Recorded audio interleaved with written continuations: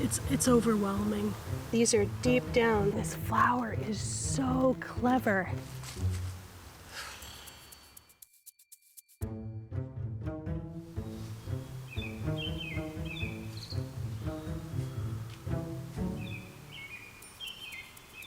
This morning I'm doing a job that I do not look forward to, that I do every spring and I do again and again throughout the summer, and that is weeding my garden of the wicked creeping bellflower. This is a plant that is not native to Canada, that was brought here because it is beautiful. It has the long spire of purple bells that hang down. Little did they know how evil the plant is. It spreads like crazy. And once you have it, it is almost impossible to get rid of it. It's so frustrating. Look at them all. There's more there. All I can do is every year I go in and dig it up. I never let it come into flower. If it does come into flower, I rip off the heads, dig out the plant. What makes it especially difficult in my garden is because we're on the edge of the Canadian Shield, the yard is full of these beautiful rocks, and this flower is so clever.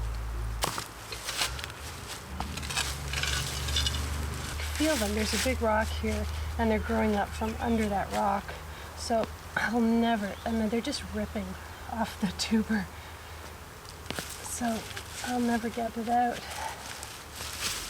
Covered in these creeping bellflower seedlings. And like I said, there's rocks everywhere. They're really hard to dig out.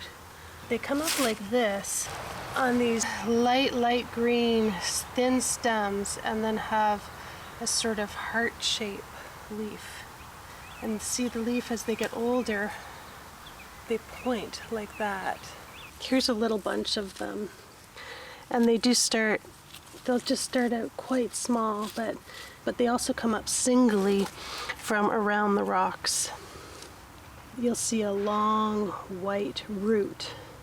And if you dig down far enough, you'll reach the tubers. And you need to rip out the tubers if you want to get rid of the plant. This is the tuber that it grows from. And unless you get this whole tuber out, as you can see here, I've broken it off when I pulled it out. That piece that I broke off will grow a new plant. So it's so difficult to get rid of these. And you can see these are deep down. This is a good 8 to 10 inches below the top of the flower, followed by all these roots. So usually when you pull them, you just yank out this piece here, and it grows all kinds of, it grows new flowers. Here's a piece of one, but you can see it just broke off there, so it'll grow back.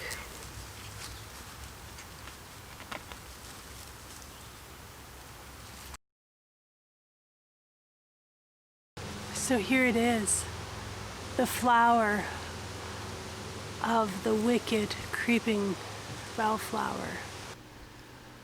Well, here we are 2 months later, and I wanted to give you a little update about the whole creeping bellflower situation.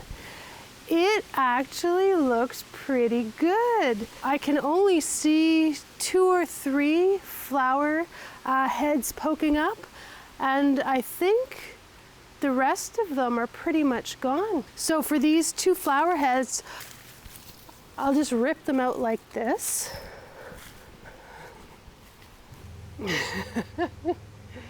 This is as far as I want to let it go. It has not gotten to seed yet, so I don't want to leave it much later than this. Rip the top out. And here's a little root at the bottom. And as you can see, like we discussed, here's where it's ripped off from the root system below, so it's still down there. But every year that I do this, it's going to get weaker and weaker and hopefully be gone. And as you can see, they're almost all gone from here. But let me show you another place in the garden where they have not left. all of these plants that are here, all of these tall spires that are coming out are creeping bellflower. The whole side of my yard is covered in them, and there's a few here that are flowering, and this one right here is just about ready to go to seed. So it looks like I got it out of the front yard. This is the next place of attack. All I'm going to do is rip off all of the flower spires. I'm not going to bother digging them up right now. I don't have the energy for that. I'm just going to go through and rip them out. So, and there's lots of black flies out as usual. Yay, Canada. Maybe I would feel differently if they were a native to Canada, but they're not, and they're taking over my life. So they gotta go. They gotta go.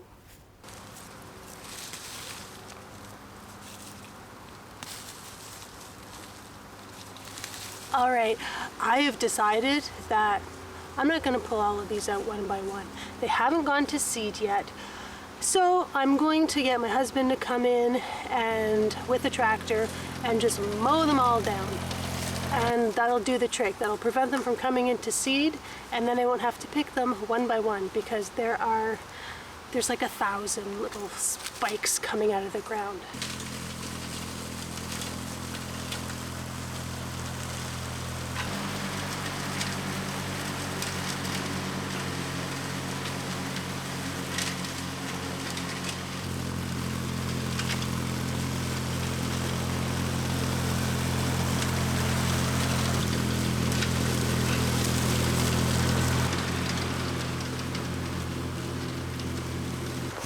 The lawnmower man. I think eventually, over the years, if no flowers get to seed, I will eventually exhaust the root system and they will die. We'll see. Time will tell.